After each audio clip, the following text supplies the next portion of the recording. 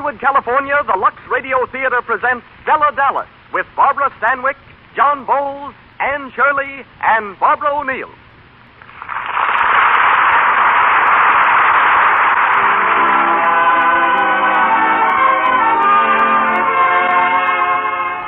Lux presents Hollywood. It is your loyalty to Lux Toilet Soap that makes this program possible, which tonight stars Barbara Stanwyck, John Bowles, Anne Shirley, and Barbara O'Neill in Samuel Goldwyn's superlative screen production, Stella Dallas. You will also hear T. Keith Glennon, operations manager of Paramount Studios, and music under the direction of Louis Silvers. And now, the producer of the Lux Radio Theater.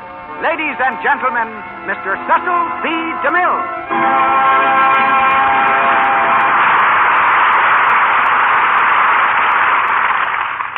Greetings from Hollywood, ladies and gentlemen. With this presentation, the Lux Radio Theater becomes 3 years old. During this week in 1934, we first went on the air, and by coincidence, John Bowles was our leading man then, as he is tonight. For our stars, as well as for us, the past year has been an outstanding one. It's been Mr. Bowles' busiest and most successful year on the screen. Anne Shirley has acquired stardom and a husband. And Barbara Stanwyck has at last come into her own through her magnificent performance as Stella Dallas, which she repeats tonight. I know of no one in Hollywood who merits success more than Barbara. Born in a poor section of Brooklyn, she lost both parents while still a child. Living with 10 different families, whichever would take her in, she never knew what a home was. At 13, she was earning her own living as a clerk. 2 years later, she was a dancer. And her first glimpse of success came with a stage role from David Belasco, who changed her name from Ruby Stevens to Barbara Stanwyck. Now on top, Barbara can at last indulge a lifelong ambition. She's purchased a farm in the San Fernando Valley and will spend her off-screen life raising horses. Our story was written 15 years ago by Olive Higgins Prouty and was brought to the screen by my partner of 25 years ago, Samuel Goldwyn. As in the film, we hear Mr. Bowles as Stella Dallas, as Stephen Dallas, Anne Shirley as Laurel, Barbara O'Neill as Helen Morrison, and, of course, Barbara Stanwyck as Stella Dallas. And now one of the year's greatest pictures comes to the air. The Lux Radio Theater presents Stella Dallas with Barbara Stanwyck, John Bowles, and Anne Shirley.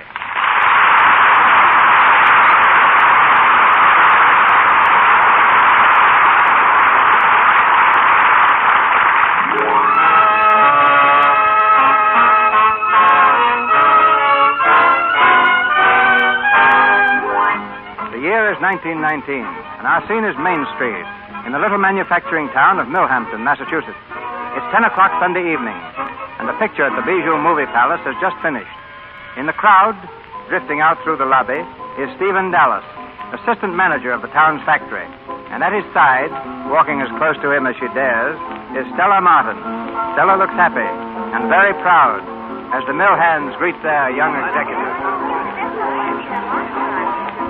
Mr. Dallas. Evening, Joe. Hello, boss. How are you, Harry? How do, Mr. Dallas? Hello, Stella. Hello. That's the second time this week I saw them together in the drugstore the other night. You mind your own business.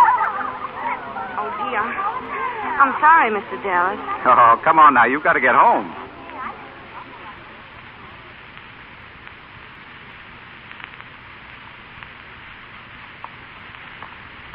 Do you mind our being talked about, Stella? Mind? I mind? Oh, no, it's just that... Well, I can't believe you like seeing me when you could be out with all the swells. Oh, but I want to be with you. I like being with you. Oh, could I take your arm? I mean, is that all right? Is that considered... Well, of course it is. Oh, I hope you don't mind my asking those things. It's just that I want to be like all the people you've been around.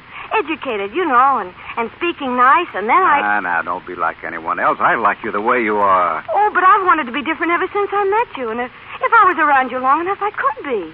Why, I could learn to talk like you and act like you, and pretty soon well, you know, you've done a lot for me, even in these couple of weeks. You've done a lot for me, too, Stella. I was very lonely the day you walked into my office. Lonely? Yes. I don't know how much you know about me, but... Oh, I know your society. I mean, you mean I used to be. Yes, and your father died. I read about it in the newspaper. Dad didn't die. He committed suicide, Stella. Oh. He went broke and he couldn't stand it. That's when I came here to start all over again. I guess that was in the papers, too. Mr. Dallas. Yes? That girl, the one you were engaged to when... Yes? Wouldn't she wait for you? She would, if I'd let her. But I couldn't do that, could I? She was married just 2 weeks ago. Oh. She must have been very lovely.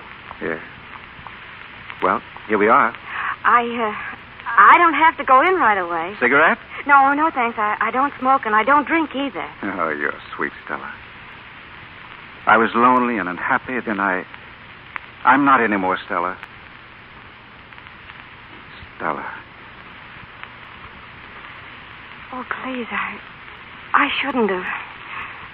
You won't have any respect for me. Not for girls who let men kiss them whenever they want. I don't let men... Well, girls shouldn't unless they know the man is serious. Shall I tell you I am? Or shall I just kiss you again? Oh, Stephen. Here it is in the paper. Stephen Dallas weds Millhampton girl. Gee, wouldn't you just know she'd hope the best? What do you know about this? Mr. and Mrs. Stephen Dallas were just admitted to membership in the River Club. Flying kind of high. Boys at the mill are congratulating the Stephen Dallases on the birth of a new baby girl. Well, the popular new manager and Stella Martin were married a year ago.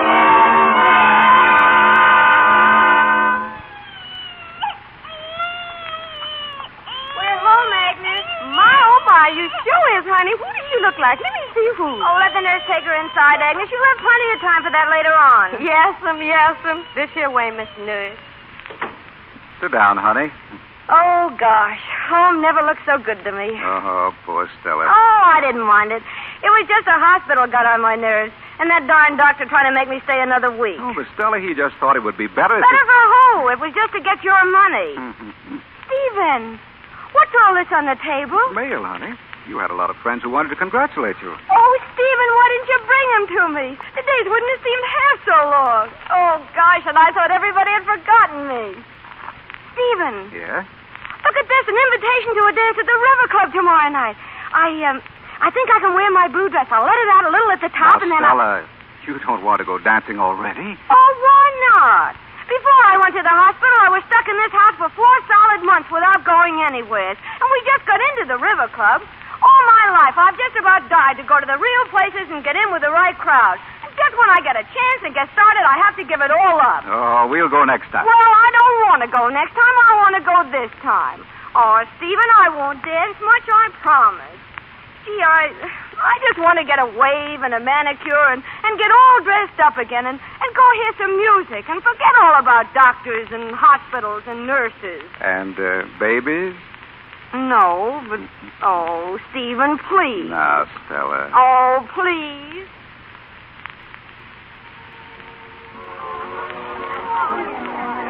Who is that dancing with Mrs. Dallas, Stephen? I really don't know. He's very good. Who is he, Joyce? His name is Munn. He has something to do with horse racing. The girls invite him over for golf, and he gives them tips. Oh, I see.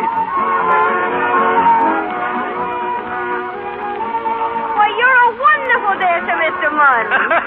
Well, if I'm any judge of horseflesh, you don't take a mean leg yourself.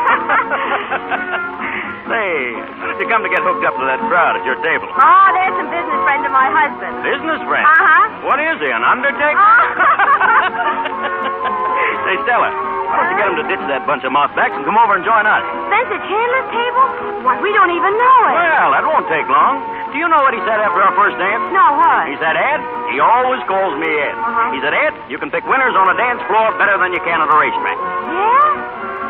Oh, go on. Don't red apple me. Oh, no, on the level. Come on, I'll prove it to you. Wait. I'd have to ask Stephen first. Oh, forget it. Hey, Spence.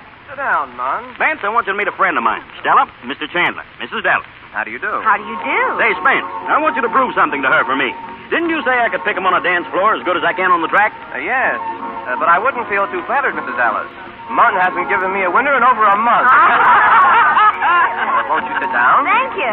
Or would you rather dance? Why, yes, I guess I would. Fine. Well, Stella. Oh, Stephen, come here. Stephen, this is Mr. Martin. Pleased to meet you. And Mr. Spencer Chandler. How do you do? How do you do? Mr. Chandler just asked me to dance. You don't mind. I'm sorry, Mr. Chandler. My wife's just out of the hospital. She ought to be home in bed. And that's where she's going. We'll hurry then. Come on, Mr. Chandler. Stella. Say, Dallas, you wouldn't like to sit down and have a little snifter, would you? No, thank you.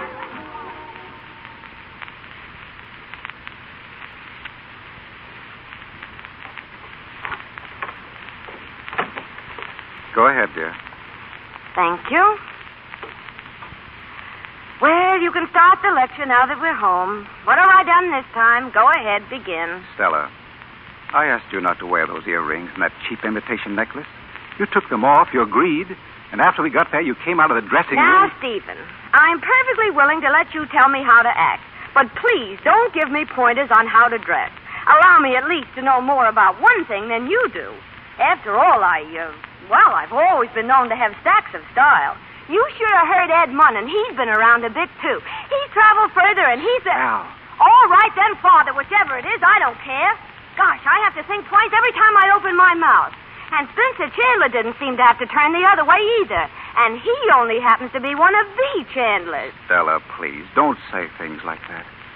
Remember, you're my wife now. Oh, and can't look at another man. That isn't the point at all. Oh, that's a laugh.